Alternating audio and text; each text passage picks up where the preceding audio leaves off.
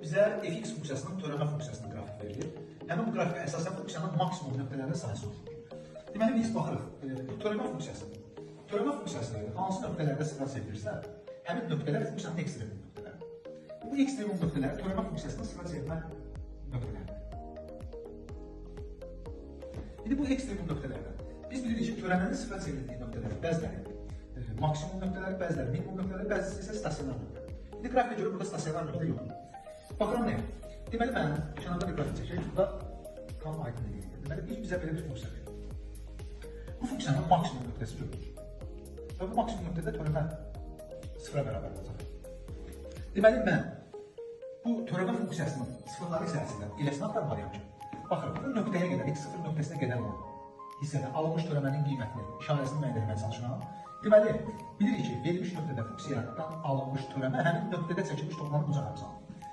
x0 nöqtəsinə qədər olan nöqtələrdə çəkilmiş toxunan bucaq şəkillərin bucaq əmsalı müsbət.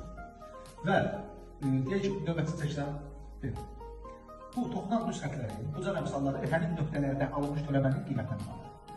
Görüldüyü kimi, x0 nöqtəsinə qədər olan hissədə törəmə funksiyası müsbət qiymətlər alır. Gəldi bu nöqtədə sıfıra çevirdi, bu nöqtədən sonraki hissələrdə isə törəmə alsan, törəmə mənfi qiymət olur. Ona görə deməli biz maksimum qiymət axtarmağa çalışırıq, funksiyanın maksimum axtarmağa çalışırıq. Həmin nöqtədə funksiyanın törəməsi, törəmə funksiyası, daha doğrusu müsbətdən mənfiyə keçmək. Müsbətdən mənfiyə keçmək bu demək. Funksiya qrafikdir, müsbətdən mənfiyə doğru keçir. Demək bu nöqtə. Sonra müsbətdən mənfiyə gedərsə, bu nöqtə, deməli iki dənə bu funksiyanın maksimum nöqtəsidir.